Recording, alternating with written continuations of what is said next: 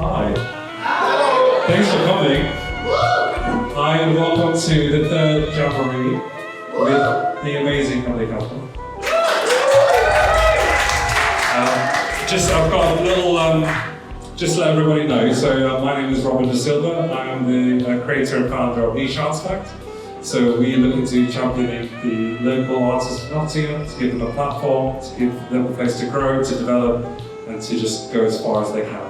The Jamboree is our second part of Artefact, where we want to celebrate people who are excelling in their creative fields, and it's safe to say that Emily is one of those people. So if everyone can please help me welcome.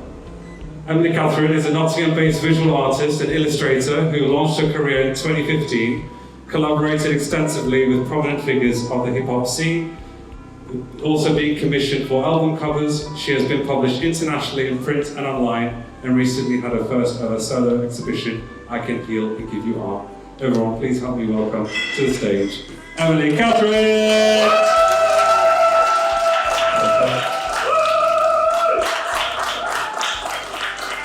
Hello. How are you doing? You alright? I'm really good, thank you. How are you? I'm good. Good. Thanks everyone for coming. It's great to see you. Hi, Emily. Hello, Robin. How are you doing? I'm very good, thank you. How are you? I'm good. It's freezing, isn't it? It's a little bit. Yeah. Right, so we just want to start a little bit about your upbringing, where you're from, before we get into the meat and bones of what you're doing at the moment. Growing up in Wales, what initially drew you to Nottingham? When did it all begin for you from your childhood when you were growing up? So I was brought up on a tiny farm in a static caravan in mid Wales. And my father died, and that's when we moved to Nottingham, simply because my mum had a brother in Nottingham. And we didn't even know that we were going to stay, so we went to this village. And we eventually found a house on Bernard Street, which my good neighbour Abla still lives on Bernard Street. Thank you for coming out. Abla's like a second mum to me. And then that was the rest of my life. So about 3.5, 4.5 is when I moved to Nottingham. Yeah. And it's been my home ever since.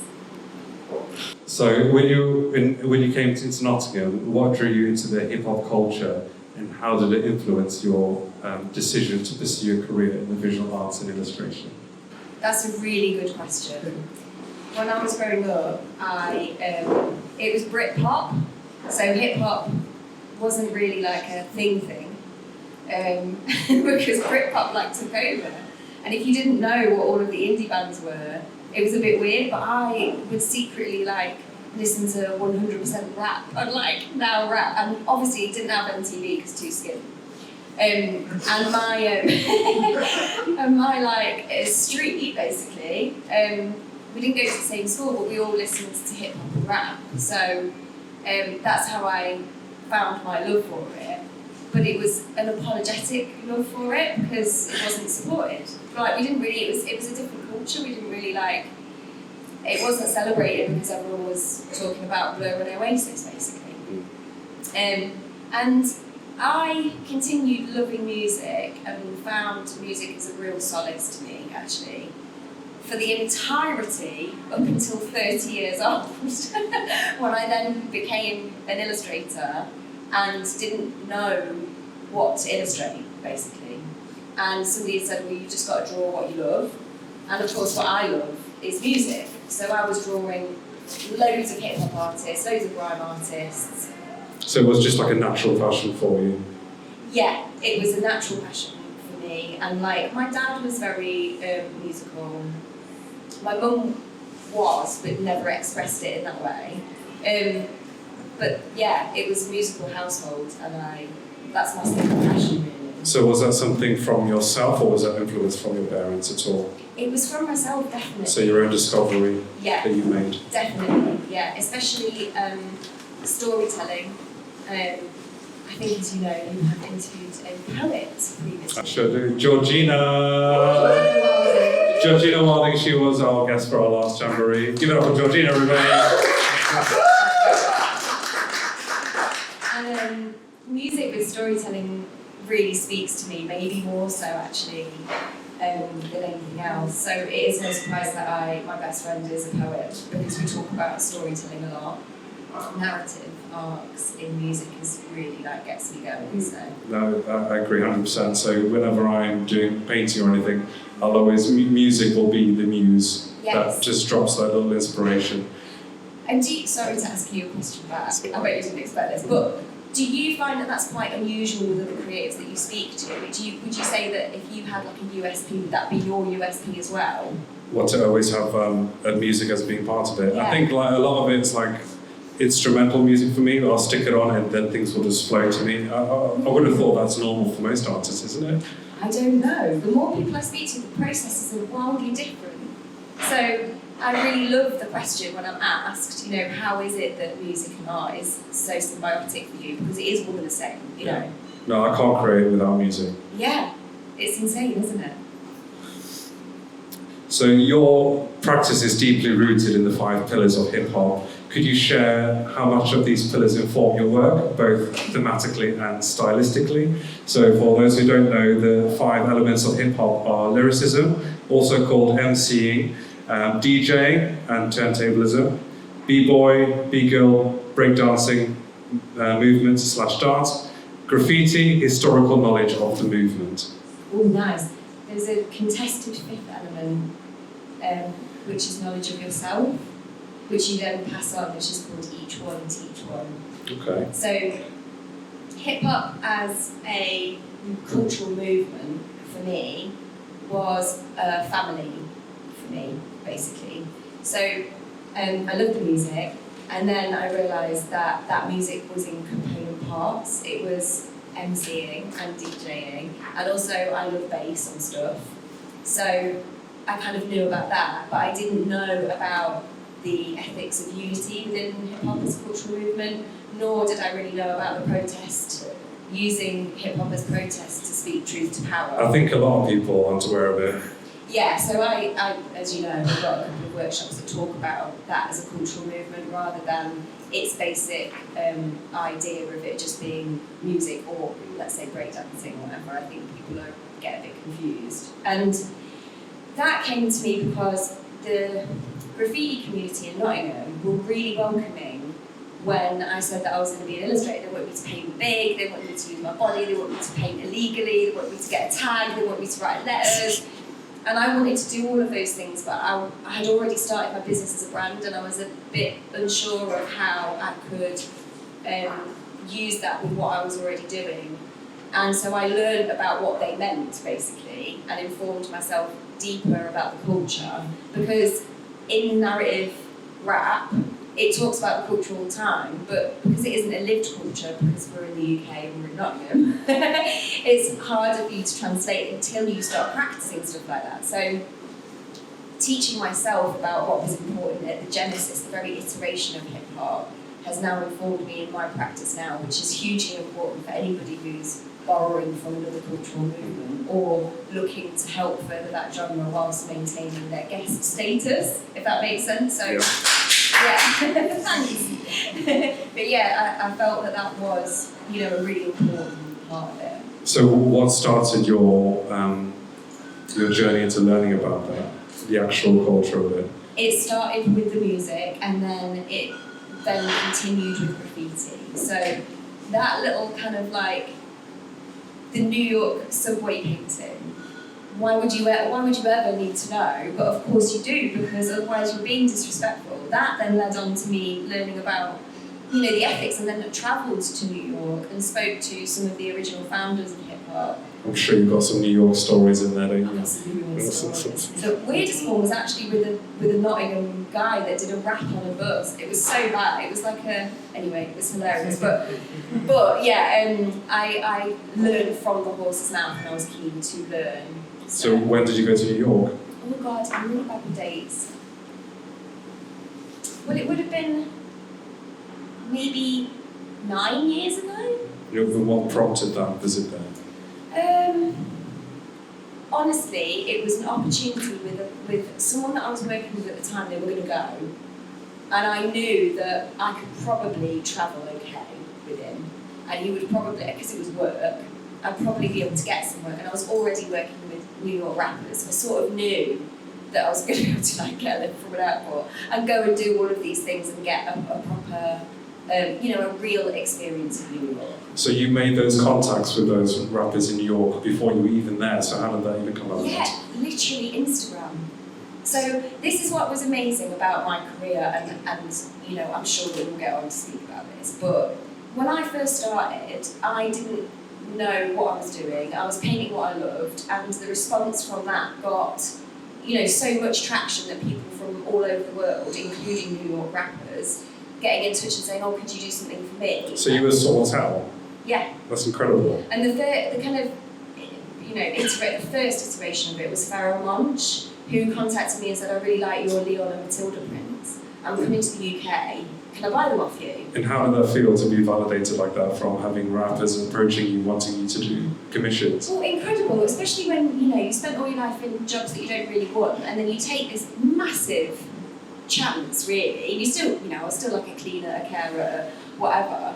But in my part-time life, I was, sat every evening at my kitchen table, smoking fags and drawing rappers. So, or, people from films or whatever. With a cup of tea? Yeah, with 10 cups of tea, easy.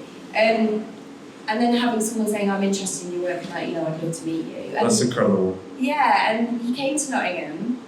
I brought the prints with me. I went into the green room. I met Ezra Collective and Pharoah Monch, and all the Nottingham heads were in the next green room. And then I said, "Oh, great to meet you, wicked." And then the next day he messaged me and said, "Oh, I fucking forgot him. I've left him." I said, "Well, I don't know what to do." And he said, "Here's, take my number. I'm on a European tour now, so I don't, and then gave me his home address. They trusted me that much, and I posted him new prints. How could anyone not trust you? Well, I don't know. Look at that. What a mad man to do that. Insane. And but then we became friends, because he was sick and then I was sick and I was like, "Oh, I'm in hospital," and he was like, "Oh, I'm in hospital." It's that human connection, isn't it? Rather than them being a celebrity. But it was lovely to have somebody want my work, And then, ironically, I then said, "Oh, you need to listen to this rapper called Your Droog," and he was like, "Oh, I don't really listen to any of the new stuff." So I put him in touch with Droog, and then before Droog started working with me, so it was great. And then they collabed together. So this like music hip-hop head sat in Nottingham going, "Oh, you should listen to this rapper," and then connecting New York rappers is even better. And it was funny. So one rapper just led to another artist and naturally just network from there. Yeah, and That's so fortunate and so lucky. Yeah, honestly. I think so. But it also speaks volumes about your work. Yeah, and I think that's the thing, isn't it? Is that with any even with a small amount of success, it's not just luck and it's not just talent. It has to be that perfect, symbiotic moment where that undescribable universe feeling that I think anyone who's an artist knows what that feeling is. It's that genie in the corner of the room that you just can't put your finger on, but is there. Yeah, and I think the world is so difficult to get your voice out now because there's so many voices. Yes. That as creatives you often beat yourself up. You think, well, why haven't I been discovered or found or whatever? And there's more voices right now today than there ever has been. Exactly. So the white noise out there is real. Exactly. So, that bit of luck and that connection 10 years ago has got me where I am now. And the tenacity, which is, I think, probably the most important, showing up and not forgetting to show up for whatever you're doing. Yeah, and also just not being a twat, like being a nice person to work with. Pro tip, don't be a twat. I get a lot of young people say to me like, "Oh, I don't know how to do it, you've just got to bulldoze in there and start cold emailing people." I was just like, if you cold emailed me, I would immediately block you. Anybody with their right mind as well, you have to be a good person, make the tea, make friends, be genuinely nice, because I think anybody that's from Nottingham knows that we live in a village, essentially. It's barely a city. Yeah, Nottingham is tiny, really, compared to other cities. It really is, and we have to bump along nicely, and I think that's really equipped me with that attitude of, if you don't like someone, just literally tell them that you don't like them and never work with them. But for everybody else, be a beautiful person, don't be horrible, So, yeah. Goes a long way. So since launching your career in 2015, how has your artistic voice evolved? Are there any specific milestones or moments that have marked a significant growth for you as an artist? Oh, this is why I fucking love your interviewing style, Robin. Because you never get questions like this. That's a really intricate and deep question. Can you ask it again? Yeah, sure. So since launching your career in 2015, how has your artistic voice evolved? And are there any specific milestones or moments that has marked that significant growth? The obvious one is my first solo, because I caused that first solo, I created that first solo, and that was out. Which was nearly a decade in the making. I know. So historically, I haven't been great at advocating for myself. Which I think is a very common thing in all artists. Yeah, and I also feel that it was simply about the structure of how I was making most money. You know, when I discovered that I could make money full time, I realised that it was commission based. And I think, you know, when someone offers you a job, especially when you first start out, you say yes. And the more you say yes, the less time you have for your own creative development. Yeah. And I'd had the idea for Here With You, it's a series of giant charcoal portraits from the genesis of me starting my business. And it was still there, itching away at me. And these portraits, I don't know if anyone has seen them, probably have, but they are literally as big as me. Yeah, and I wanted them to be hyper real, and I got everybody to sit for me, you know, what was it, 8 years ago, all that time, and then I saved these slides, you know, because I was going to project them, see like how big I could make them, would it look all right en masse, all the rest of it, and then, you know, 8 years later I've finally done the work and said, oh, you can come to a place in Nottingham and have a look at your massive face. But I, you know, I prioritise paid work, obviously, over doing the things that I, you know, really wanted to do conceptually. And I had a real hard time because people would often say you're not allowed to be an illustrator or an artist.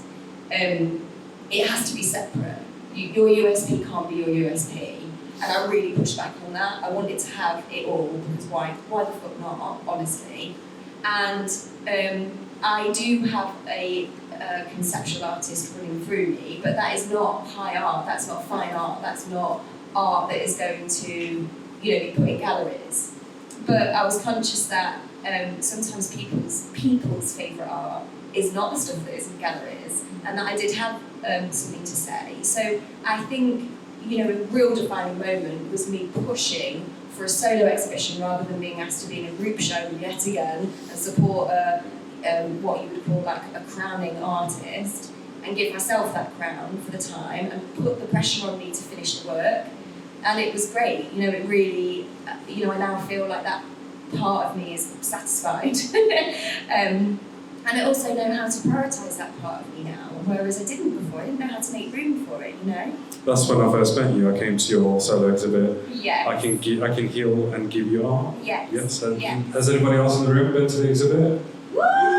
It was incredible. We've actually got some people that helped set up the exhibition. We've got like a videographer, we've got the guy that hung all the paintings, Lucky in the back. It's like a little family, I love it, it's great. Right, so your work spans various mediums, including acrylics, charcoal and ink. What draws you to these mediums, and how do you decide which to use for which particular piece? So, I'm a great believer in fuck around and find out. Yeah, so I've never used charcoal before, since I was 10 years old, where I drew a boot, until I'd done Here With You series. I hadn't used ink until I'd done the series, which was the Ink and Bleach series. I tried all oil paints and I fucking hated them. They were way too long to dry. I love oil paint. Yeah, so if you're a meandering, thoughtful, you know, if I'll you're a take present artist, whatever, but I am far too impatient. I like things to be impetuous and, you know, I'm just impatient. And so I discovered a way of using acrylics to act like oils just within my patience threshold, really. And that's using acrylics and a thing called a retarder, which you mix in, and it makes the acrylic slow the drying time. So that's like a different medium that you mix it Yes, with? it's like a kind of a gel, really, would be the way that I would explain it. Is it like a liquid, something like that? Yes, kind of like that, but not that, because that is for oils, isn't it? Yeah. So the retarder kind of makes the polymer dry much slower, so you can get that beautiful blur that you get with oil paints, but with acrylics.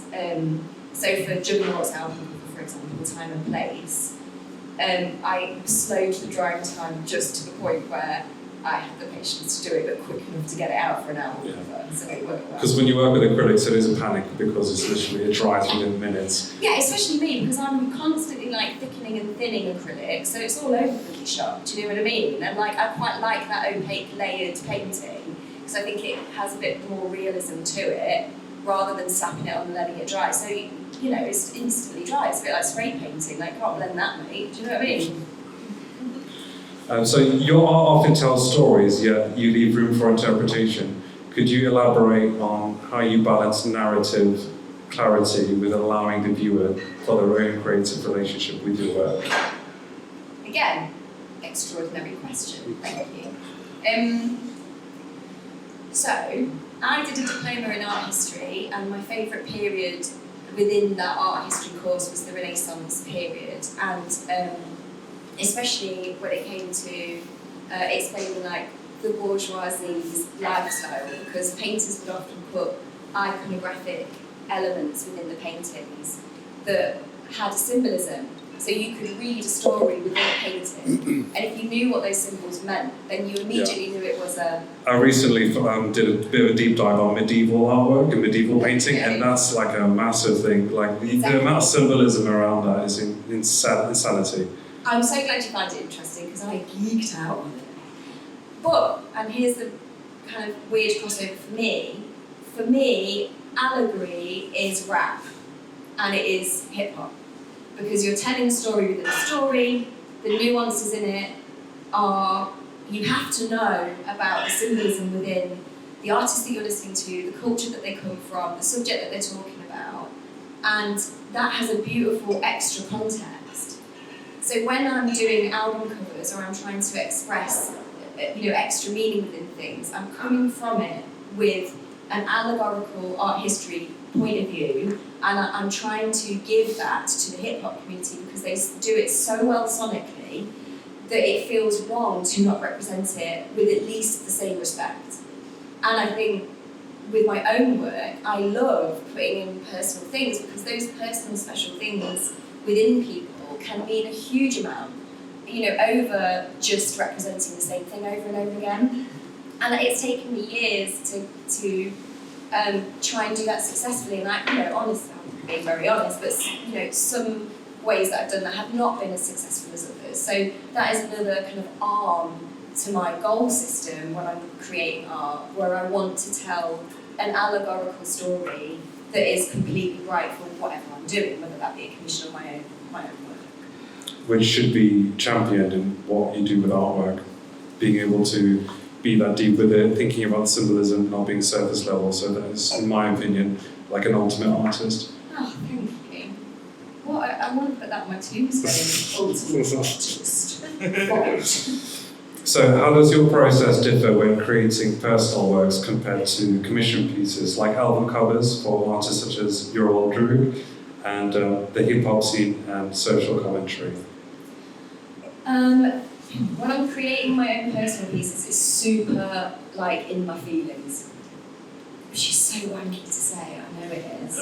But it really is. So it comes from an emotional place? It comes from an emotional place, and everything that I'm thinking is all personal and ego-led, and I'm overthinking everything, I'm getting sensitive about it, and I'm questioning it, and then I'm trying to throw it away again. It's a battle, it's an internal battle, blah, blah, blah.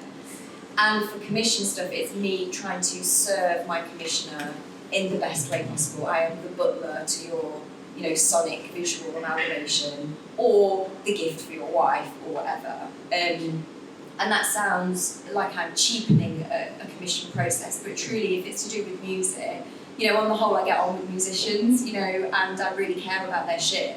So there is an emotional element of that. If it's, actually, for example, Lee and I are working on a project which is for a charity, And the story of the charity that we're working on a project for is deeply moving. So I know that when I come to illustrate, there's going to be moving elements of that, which are going to, be quite arresting whilst I'm doing it.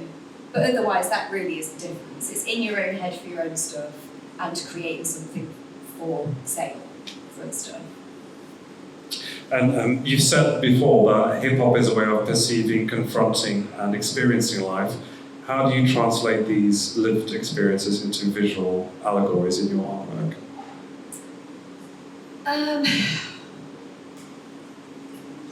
I think about the medium of which I'm representing. Like, take the Ink and Bleach series, for example. Ink and Bleach is kind of immediate enough for you to have to make it really loose. But then I'm adding, charcoal and monotone stuff, and I'm always doing it because I'm listening to a song that I adore. It really informs how loose or how tight or what colours I'm using, and even like the depth of how heavy I'm painting it. So from that kind of simple example, that's more of a hand-to-mouth like example. But if I've got a commission for a rap artist and I've listened to the album, the whole thing is about playing with that. So, and really honouring some of even the way that it makes you feel. Like, how does it make you feel? Even to that stripped back, abstract. Again, I'll say it again. And how much freedom do you really have when you're making these? Do they literally allow you to just go wild? Here's the material, get inspired. So those commissions are the best. But often it's a complete mixed bag. I've worked with people that are really specific with what they want. I've worked with people that are not specific at all and want my entire thing, and I write a pitch. I've worked with people who want a few elements or give me a vibe, and then I go away, and then I always check the sketches. Like, is this kind of what you're going for? So hip-hop often emphasises a collective struggle. Could you share an example of how this theme has directly shaped a piece or a project in your portfolio? Everything that I do. That's a good answer. It's everything that I do. It's in me. Even the stuff that I'm doing like commercially, I will always try and put something in there that represents a collective struggle against them. Us and them, and I firmly believe that I'm an us, and I think the thems of this world are not my audience anyway, so I think it's important that if there's an inch of them coming through, I need to back it up with more us. Yes! So your Psychopods painting series earned the John E. Wright Award in 2019. Could you talk about the inspiration behind the series and what the recognition meant for you? Yeah, so I did a series of 11 paintings, which I called the Psychopods series, after my mum died. And What's the story behind that title? So basically, when my mum died, I was thinking about the grieving process. And instead of that very literal, I'm going to paint my mum, I started to look into the way that other people all over the world grieve and their kind of processes of death, because I found that the UK process of death was really without emotion, and it was very clinical, and it was all about admin. And as I started looking into the way that other people kind of celebrate life or mourn life, I realised that we've got mythological belief systems, incredible storytelling, there is joy, there's pain, and that there were kind of people represented. So I thought, well, I'll take all of these myths, legends, beliefs, I'll flip them so that I'll make them modern day and not scary, so that they look like people. I will dress them up so that we can relate to them, and I'll create the story using allegory. So Pandora, for example, was wearing like a zip-up Adidas hoodie, and she's got a Nike shoebox, and there's a snake coming out of it because Nice. Exactly. And I did 11 paintings, and the two that I submitted to the New Art Exchange one was an Igbo tribe and she was, I think, like carrying yams, and she had a giant python, and then there was an Egyptian, like a scales, holding scales, because he has to weigh hearts before he dies. Anyway, so I wrote the whole thing down, and was amazed to, after that open, not only get into the open, but then win a prize for those 2 paintings. So I was very pleased about that. It was nice. So how receiving that recognition, so what did that do for you? It did loads for me. What did it give to your career? What did it do to your ego? Well, first of all, New Art Exchange is a posh gallery. So I thought that I made it. But also, I'm always scared to go in there, it's that posh. I know, they're actually really nice. You should go in. Out of all the galleries in Nottingham, I think New Art Exchange are the ones that will properly welcome you. I think we're quite lucky in Nottingham. There's actually quite a few art galleries in Nottingham, probably more than most people realise. I don't think all of them are accessible or, they don't feel very welcoming, actually. Well, when you see a print for £25,000 and it's not even an original piece, I always thought, yeah. And it's not. What's going on there? Yeah, and that's not art for everybody, Art should be that you walk into a gaff and be able to say, oh, I like that, I don't like that, and not feel weird about it, do you know what I mean? And I do think there's too much gatekeeping in art, but that's politics aside. But, winning that award was not only, professional recognition, but it was also one of the most amazing things that came out of my mum's death, because it was one of the first times that I'd expressed something for myself. I took the time off because I was grieving my mum. So in a roundabout way, it was like a gift, really. Yeah, it was, because what we were talking about earlier, and I was saying, I found it really difficult to prioritise my own work versus commissions. My mum's death forced me to take time off, and I had to express my pain somehow.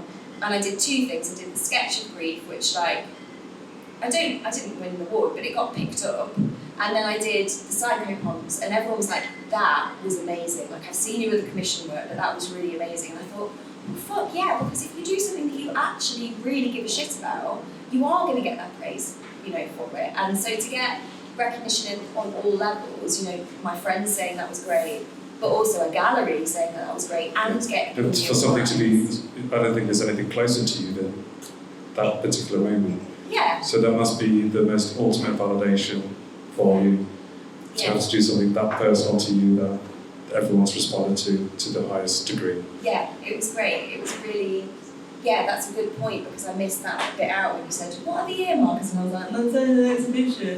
But that is also that's because that came before my solo, so that was a big deal.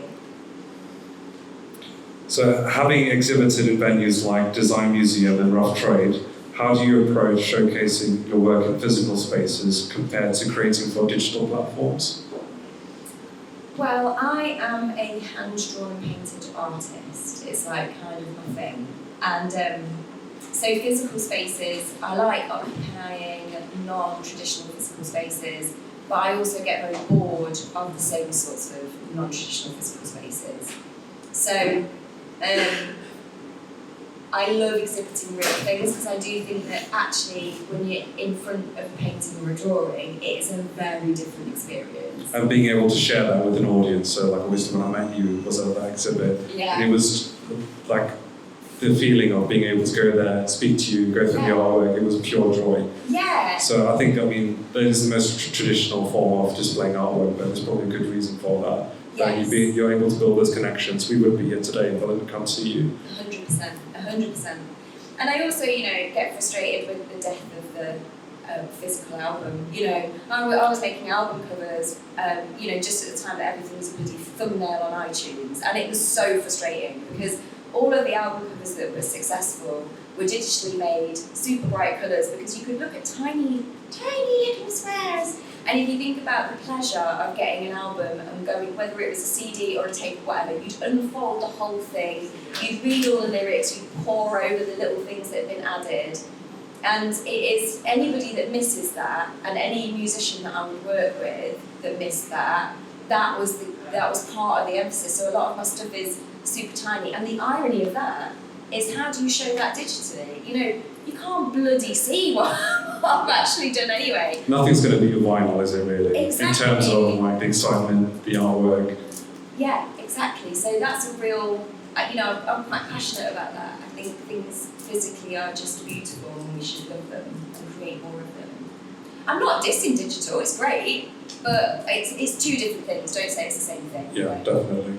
Yeah. You're on bare vinyl though. It what? You're on bare vinyl. Yeah, Don't it's get true. twisted, I am. innit? It's true. She's on bare vinyl. Bare vinyl. It's true.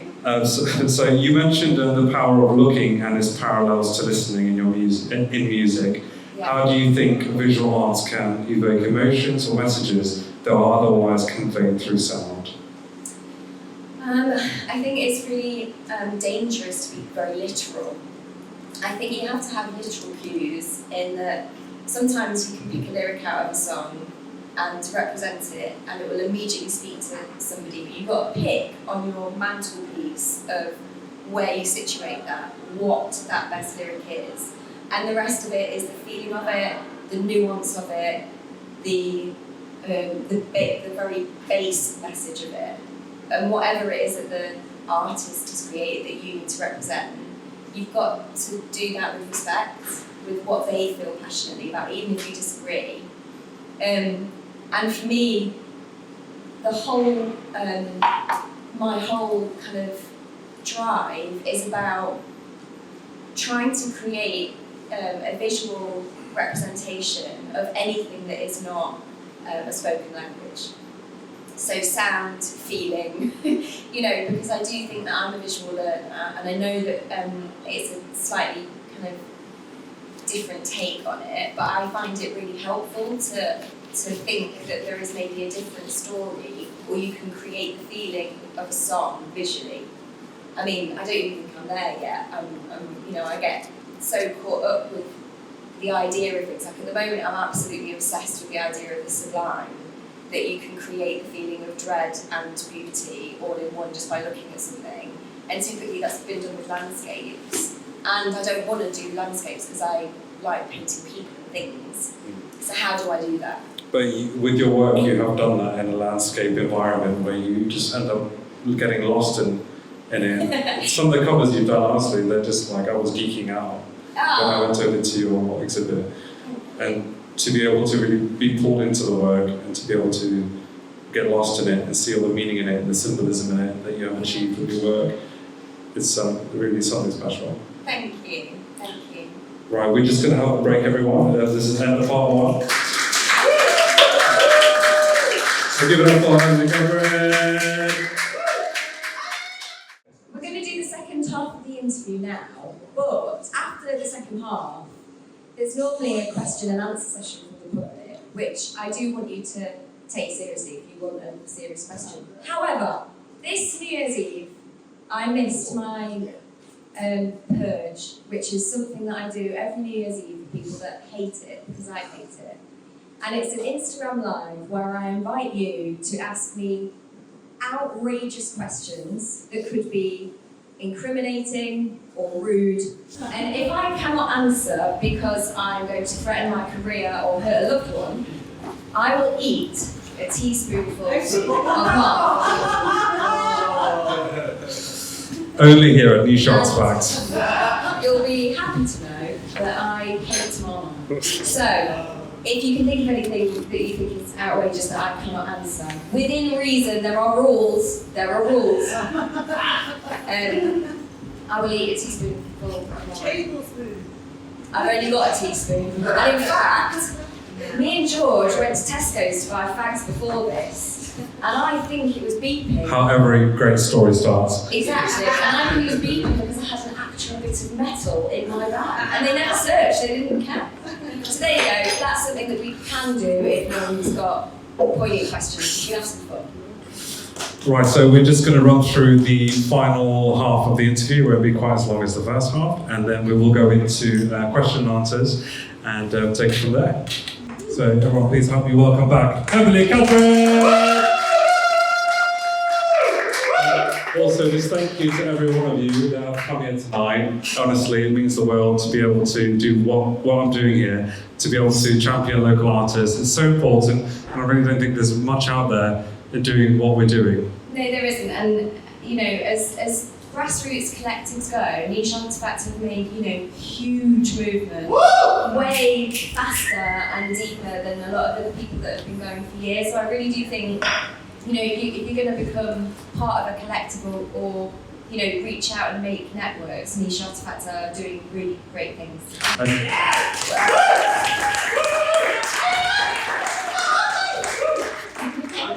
And we also have some very big announcements coming up. Some of our biggest ever gigs are coming up, but they're quite secret. We can't talk about the details. So we have a niche artifact studio that will be opening in Hockley soon.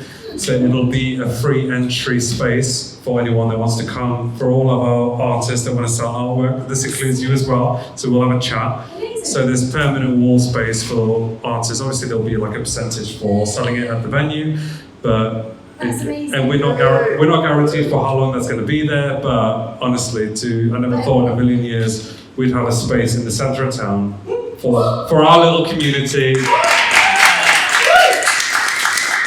And thank you. And just one final plug. So this is a branch of what we do at Niche Artefact. So the Glitz and Glamour showcase, which happened, well, the next one's going to happen on the 13th of February. As a thank you to everyone that's coming tonight, if you have a look on the tables, there's some flyers for it. So it's Studio 54 will be the theme for our next artist showcase, and it'll be 50% off for the tickets. So it'll be a £5 ticket to everyone here today. If you go to the website, it'll only be available till midnight tonight. So just as a thank you to everyone, if you want to come to the artist showcase, you do get 50% off for coming tonight. Thank you.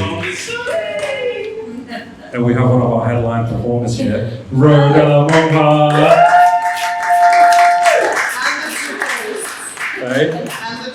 And the two, oh, and of course, Georgina Wilding will be hosting on the main stage, along with David Beer.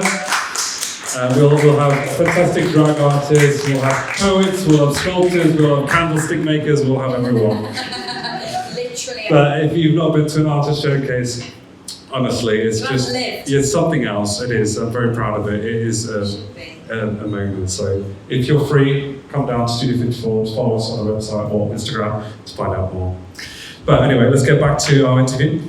How do the regional differences in hip-hop culture between UK and New York impact your approach or subject matter? Well, that's a brilliant question, because I think it's really, really different. As much as, so in the UK we've had more of a struggle with hip hop, and then we changed the game with grime, and America are now listening to grime that we had 13 years ago and going, oh, this is great, I want to say fam, which is ridiculous and they need to stop saying it. But I love it because it means that we're now influencing them, and we've had a solid, you know, at least 30 years. Yeah, because the stereotype is that, you know, America is this big conglomerate that dictates the culture of the world. Yeah. And, you know, that's always not the case. And it's definitely not the case. You know, when we had the digital switchover, the UK, like, underground music scene was plunged into darkness because we had pirate radio stations and Tony Blair was just kicking everyone's door down. And we couldn't buy any, you know, everything was on like a white label, dub plate, you had to buy garage packs that were in back market. I mean, it's just bloody ridiculous. And then we didn't also have like cable television that was good enough, or you had to be rich to get it. So we weren't seeing what was actually happening in the streets. We had kind of like a dark ages, and this incredible foundation of British black music came through. And now we are showing them what our culture means, and it's all, you know, I think I told you earlier that I felt like I was brought up in a very like inner city, like, socialist utopia, where I was brought up to respect and to champion equality. And so you see amazing fragments even within gang culture within the UK that are just completely different from the worries of New York or America in general. Like going to New York, I like parked up with a rapper and we had to wait for 15 minutes because there was a cop nearby.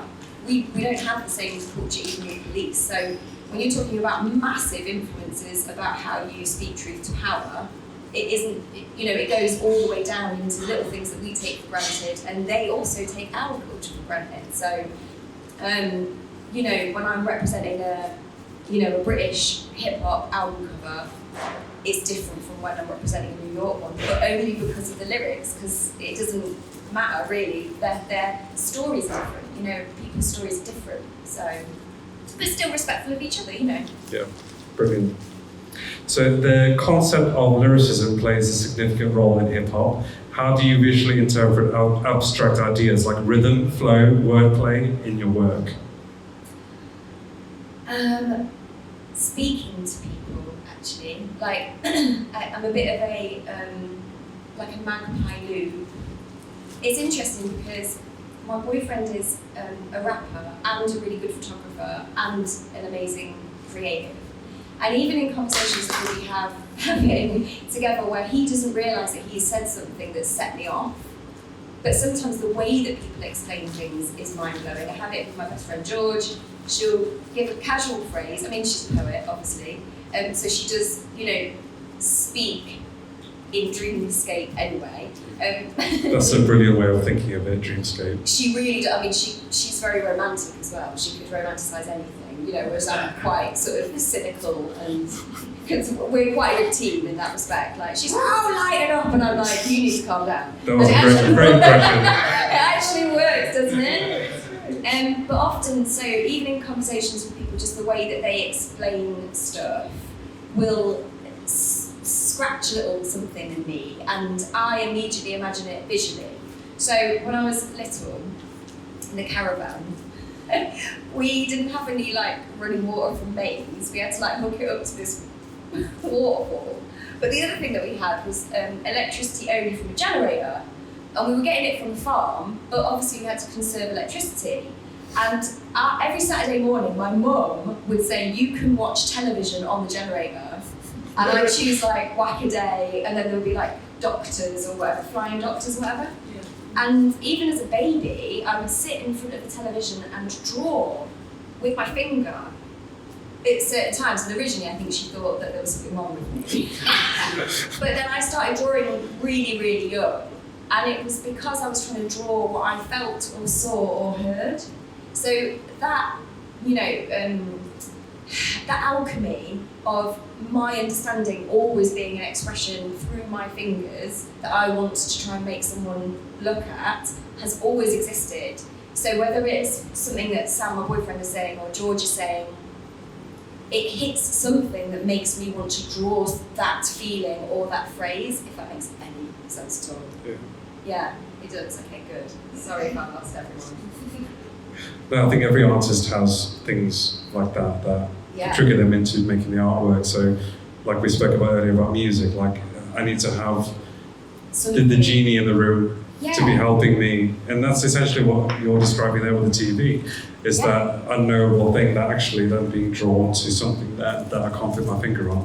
Yeah, I think the way that people express themselves is the thing that makes me think differently, and it makes me feel excited, and I want to draw that excitement and invite other people to share in it, I think. What role do you see visual artists playing in today's broader hip-hop culture, and how do you envision your contributions within that context? Well, already in hip-hop we have, an actual pillar, which is graffiti. And graffiti has been, gentrified hugely and popularised by Banksy, and people are interested in it, and they're trying to co-opt it, and they're trying to make it their own. And, they want their gentrified, homogenised high streets to now have a little spice. And that's great. But also, it's something that needs to be gate-kept by people who are already in that culture. And it's exactly the same with music. It's exactly the same with any kind of integrity that you have with art or any visual stuff. It's about making sure that we are all on the same side. So when it comes to visual artists and musicians, particularly in hip-hop, I think that we're going to get a backlash of using real art more than digital art. I think digital art is going to become appropriate for whatever platform it is, so the little thumbnails or the posters or whatever. Yeah. And I also think there's going to be a crossover of artists making more music, visual artists making more music, and musical artists making more stuff visually. And you're already seeing that with people that are, like an example is Juggernaut, who is a phenomenal, videographer. He's a phenomenal rapper. He can cook. Oh my God, that boy can cook. And he also is a painter. And some of the paintings that he does, it's not just because he's promoting his music, it's an extra expression of that. And I think we'll see a lot of more kind of in-house stuff being done by artists, and not simply because they can't afford to hire someone else. I think it is that kind of feeling that all creatives are part of a wider umbrella rather than this kind of sectioning off, because we, I think, as a kind of creative movement, are being attacked, and we have been for a number of years now. I know that it's cynical to say that it's actually getting worse, but what the brilliant thing that happens when things get worse is that a revolution occurs, and I believe that we're seeing, elements of that revolution already happening, which I'm really excited about. And touching on the graffiti, so graffiti and street art often serve as both rebellion and celebration. So how do you channel this duality in your work, especially within a gallery setting? So street art is not meant to be in a gallery setting at all, and it has, I would argue, no place in a gallery setting unless it's a book the system gallery setting. And that is because public spaces are for the public and private spaces are private. So as long as you're co-opting the private space, then you're still, speaking truth to power and redressing that balance of us and them that I was talking about. I think from my personal point of view, I've never had a tag, never written illegally, because obviously, you see, I came to it so late, I already had a business to protect. And actually, in my first year of business, I wasn't that well. And I'd had like loads of operations, so I literally couldn't get over fences. I mean, I was like trying to bunk over fences and find my mates that were going to tag up someplace, and I was like, I can't do it. I'm going to bust for stitches. So I'm a muralist, but I'm a muralist with an education that I'm furthering a genre, but I'm trying to do it with respect and not to gentrify it. And that's why I teach to people that we wouldn't have street art and we wouldn't have these huge, beautiful murals if we didn't have graffiti. And actually, it's really important to respect that and to understand it for what it is. It isn't vandalism. So you've never thought of putting a Spider-Man mask on and just going crazy? Do you know what? I have for a music video. And because it was a music video, I could kind of do it because I could, if I did get arrested, I'm the sort of person that if I did something illegal, I'd immediately get arrested. Do you know what I mean? I know my limits. So no, I've never. Oh no, I have done that. I have done. I've done an underground subway in Leeds. I painted a bear. There you go. I did that illegally. Woo! Thanks. So just a bit of a random question has come to me. So what kind of pushback have you received from people on a vanity level, when people who don't really know you or know the research that you've done, that say what authority do you have to talk about hip hop? So how have you dealt with that kind of situation? I'm sure you must have dealt with that kind of situation before. Do you know, I haven't, and I think it's because I've always understood that I'm a guest, and I've always approached it that I'm a guest and that I'm respectful, and I also understand that I'm not all powerful and all knowledgeable, and that I am open to be taught. And so if someone comes to me and says, "Oh, you've not done that in the right way," or things are changing, dinosaur, keep up, then I will be like, yeah, okay, I want to learn. I'm not a dick, I think. But I think it says a lot about your approach, the fact that you haven't been in that situation, because stereotypically you think that would happen, but it hasn't. So I think that's a testament of the research that you do and the understanding and the empathy that you have. Yeah, and also I'm really passionate about hip hop. I can talk about hip hop until the cows come home, and music in general. And I also think that, ironically, hip hop is one of the few cultural movements that championed women from the start and was, multi-ethnicity, multiracial, and it was about equality. So some of our biggest graffiti artists are women, But we wouldn't know because graffiti artists paint anonymously because they're painting illegally. And the assumption is that they're men. But there is no discussion on this. And the photographers are women. And you have Latinas who had started, whole paint companies that were Latina women. So hip hop as a cultural movement has always been about equality. And so there is less pressure when you're a person working in the arts who's informed by that because you feel safe. That genesis of hip hop was a safe and open space for everybody. And as long as you're coming with that fifth element, knowledge of the self, pass everything on, don't be gatekeepery, everybody gets to eat at the table if you share. Yes, it might mean that you take less. That sharing and discussing around a table is a far better way of approaching your place in it. And, my exhibition was focused on the beef between Kendrick Lamar and Drake. Everyone take a shot if you knew that I was going to come up with the not like us beef. It's so classic for me, but I think that was just a beautiful, perfect example of when, something is not done with respect, gets out of hand, becomes ridiculous, is so far from, the original point of it that it became part of my exhibition because it was exactly what I, feel quite passionately about. Yeah. Well, that's the end of the questions that I have for Emily Catherine tonight.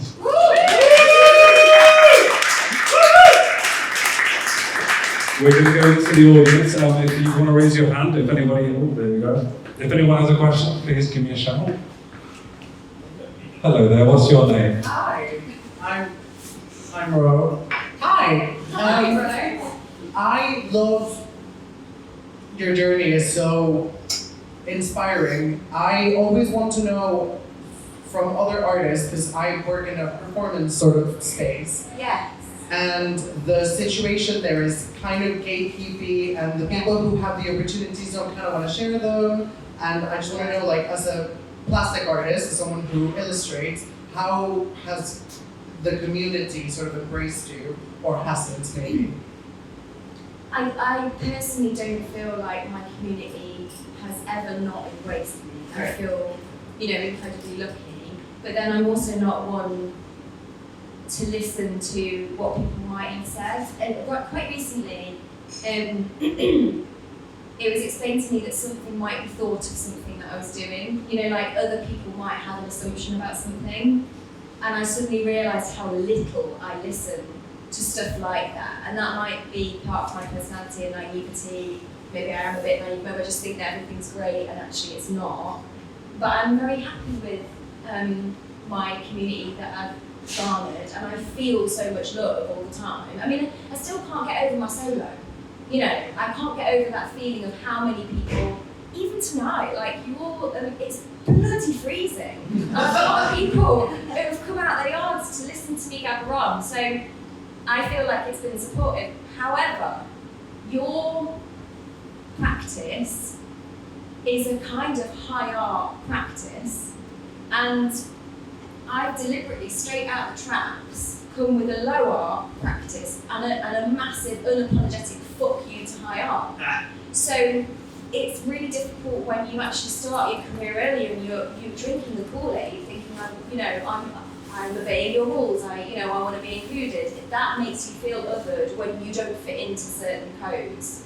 If you can relate to that, yeah. Thank you. Yeah. Do we have any more questions? I'm going to stop with your Oh, friend. I hope you've forgotten it already. hello, Emily. How are you? Hello, darling. I'm all right. How are you? Good. First of all, I'd like to say that I really appreciated the sincerity of you touching initially upon being a guest in a culture. Yeah. Recognizing knowledge which is so heavily fundamentally based in the Nation of Islam, which is such an African American experience which we don't understand. Yeah. And just acknowledging it and saying, cool, I've got to finish. And the second thing you acknowledge was, don't be a twat. Yeah. Yeah. The third thing though is those two things can get you very far, even if you're shit at art. Yeah. You're good at art. Yeah. Right? Yeah. So there comes a point where sometimes artists can be so wonderfully good. Fuck it, R. Kelly. I'll listen to R. Kelly. I don't give a fuck what he said. Fuck you. That motherfucker can sing. But no, I'm not saying it like that. But your art is so good, and you acknowledge these other two things. Yeah. What's your next goal? Where do you want to go with this? Do you want to keep strengthening where you are, or do you have an ambition for this year? First of all, can I just say big up Council Brooks in the building? We've got royalty right here. So if anyone understands, it's you. Yeah, and Thank you. And thank you for asking that question, because you know the secret ego part of me is I want to blow. So I want to be super, super popular and have my art everywhere, partly to test... It feeds into the choir bit. I know. But partly to test that theory that you're saying, Yes. of like, if you're good and you get recognition for being good and you get that fucking amount of recognition, when do you start getting hate? And you know, how far can it carry you? And there is a part of me that has walked up to that edge and gone, I really want to jump just to see. And I know that that's an undoable thing if it happens. But I'm kind of fascinated. I might just get all hate and then die inside. I don't know what. I'm so sorry. Do you experience hate? No. Back away from me. No, I don't at the moment. But then I'm not a worldwide name. Well, we love you. Okay. Are we going on another question?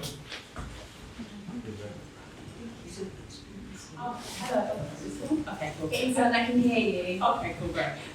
Hey, I'm Rachel. Hi. Did you come to the library lecture? Yeah, I came to Artefact. Yes, I recognise you. How are you? I'm glad you're good, thank you. Good. I just want to say, like, you speak so passionately, and it generally makes me want to listen. I'm so glad I came out tonight to come to this. I was a bit nervous before, but I probably resonated with you when you said that you put your grief into art with your mum. Yeah. I sort of experienced something similar. I'm trying to do the same, but I'm basically writing, so I sort of write a lot, and I try to do a lot. But could you talk about how you put that sort of like maybe pain and passion into stuff, like unapologetically, like That's a really good question, and I'm really sorry for your loss, because it's really isolating, I think, because it's very personal. So I'm sorry that you've gone through that.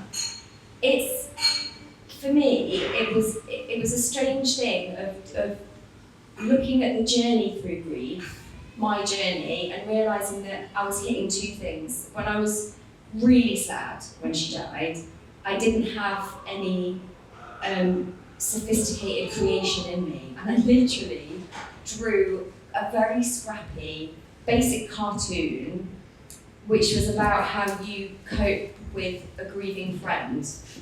So it was really me saying, hi, I'm Emily, I lost my mum, and I tell the story, and I was basically saying, like, give me time, I'm broken. And I was more broken than any other time that I've ever been broken, because I was so close to my mum. And then after that came a kind of secondary stage where the sting of it was dying off, and I found that I needed to kind of exercise the pain and look into how other people coped with it. And I didn't mean personal people, I wanted to look on a worldwide level. I think I saw a Grayson Perry programme, and it was him looking, I think he was going around the world and he was looking at grief and how people mourn. And I thought, that's really interesting, but I like to look at it from an allegorical point of view. You know, what are the things that give us hope, really? And then the rest of it sort of flowed. From a writing point of view, if you're pregnant with that need to get something out, I would put no pressure on yourself at all and just write crap. Just literally write anything that it is. And then you'll find a kind of bite moment, I think, where you can then, it's a thing, it will become a thing, a tangible thing that will become a project. And I'm not trying to like dictate your journey, it might be completely different for you, but that's kind of how it felt for me. Does that make sense? Yeah, it does. Thank you. That's super advice as well. Being so open and honest. So yeah. Yeah, pleasure. And also, my mate's a writer, so you could maybe speak about writing process if you want to make friends. She'll yeah. Do we have any more questions in the audience? Are we going to play a one-mic game? Oh yeah, here we go. Got a question? Question. Hi, it's not a question, it's a comment actually.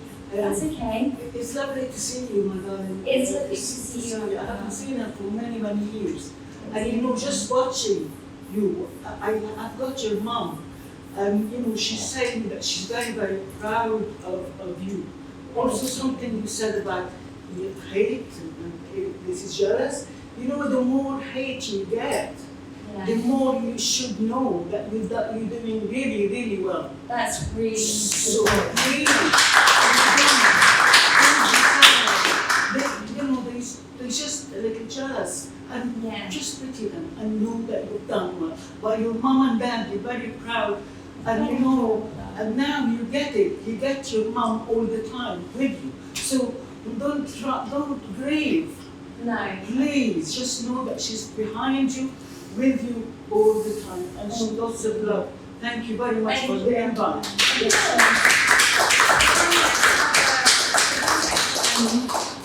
Abba is psychic, so she's not just making this up. And my mum isn't magically alive. She hasn't just like had a chat with her. She is dead, but Abba can speak to her. So, for context. Right. Marmite game, guys. If you've got any burning questions, you can test me. I don't know how I'm going to do this with both hands. Has anyone got a contentious question? Now, by contentious, what I mean is, you can ask me about people that you know that I've worked with. You can ask me about things in Nottingham that I might not be able to sort of answer because it could ruin my relationships. You can ask me personal questions. I might choose to answer them or not. And I might be eating a lot of Marmite. If no one's got any questions, then it's fine. Please, someone ask a question. I've got a question. Yeah. Yes, Georgie. Of course it would be you. So obviously, throughout your career, you've had the pleasure and privilege of working with many different rappers and musical artists who have brought different needs, wants, and personalities to the table. Indeed. Can you share your worst experience? You don't have to name names, Okay. but what, where were you when you were on the table ripping your hair out, wishing you could undo starting a project, and how did that go? Yes. Okay. I was working for a rapper, and at the time, and I don't mean to diss you, Keisha, but I have been cheating on you with another documentary filmmaker who was filming at the time. So imagine I'm being filmed in my own home and I'm doing a commission for a rapper. And at the time I didn't know this documentary filmmaker too well personally. And I spend, I get the text message, I know what I have to do, and it's a portrait, and the brief is, I want it to look brutalist and quite Bauhaus, but I want it to be my face. Fine.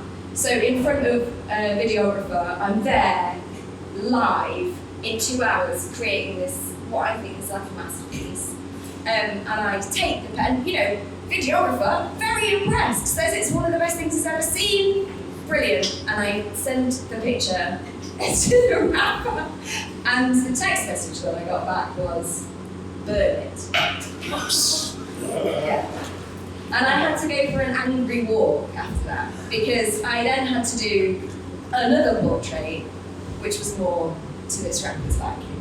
But yes, thank you, that is a very good question, and exactly the kind of question, Fred, that I was looking for, so thank you very much. I don't think anyone wants you to eat the Marmite. I think they're all sparing So you. lovely. Oh wait. Oh. That happened out quick. Did you do Is the there washing? one artist in the city you think is more detrimental to the scene than anyone else? Nice. That's good. Do you mean music or art? Both. Both. So with music, there is an artist which I can't say the name of, but Sounds like Marmite.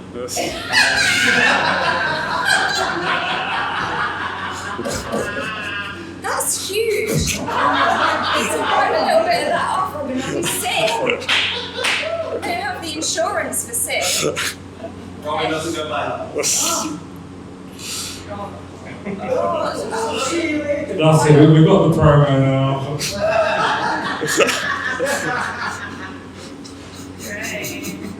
Do we have any more questions tonight before we wrap things up? Who are you listening to right now? That's such a good question. 1 second. God. I'm listening to Kendrick Lamar's GNX on repeat, and I've even got to the point where I found the snippet of the promo of GNX before it dropped, which is actually released as a podcast because it's not technically released. It's only like a minute, and I keep listening to it over and over. And the other person is a singer from South London, Sam. I showed Paris the other night. Can you remember her name? No, sorry. Okay. Well, anyway, I can't remember her name. Don't make me eat one. I just can't remember her name. But she's amazing, and the initial video, she's done a colours show. I'll see if I can tell you. Yeah. And the initial I don't know, 45 seconds, she really pisses you off. She's like, oh, I don't like her style, and then suddenly it clicks into the best thing that you've ever heard, and I think I'm gonna get obsessed with her. So, yeah. Well, thank you so much, Catherine, for joining us this evening, and for everyone else who's come to support us. Can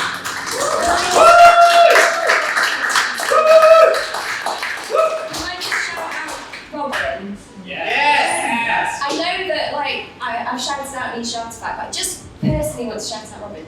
Just because he's a phenomenal interviewer. Yeah. He asks questions from a creative point of view. I really do think that you're really very good at this. I really think you should pursue it Thank you. separately, and I'm really grateful that you asked me. I've had such an amazing It's all pure nerves, that's what gets me through. Yes, it's the adrenaline, isn't it? But yeah. I just want to close tonight by saying that it's been a real honour being able to meet you and to be able to call you a friend. Yeah. In a short amount of time, Emily is a ray of light, and I can understand why no one's hated on her before, because you'd be stupid to do that. And you're just incredible. Keep doing what you're doing. I wish you all the best in your future, and I'm pretty sure I'm going to be in that future with you. I can see it. Woo! Thank you very much, everyone.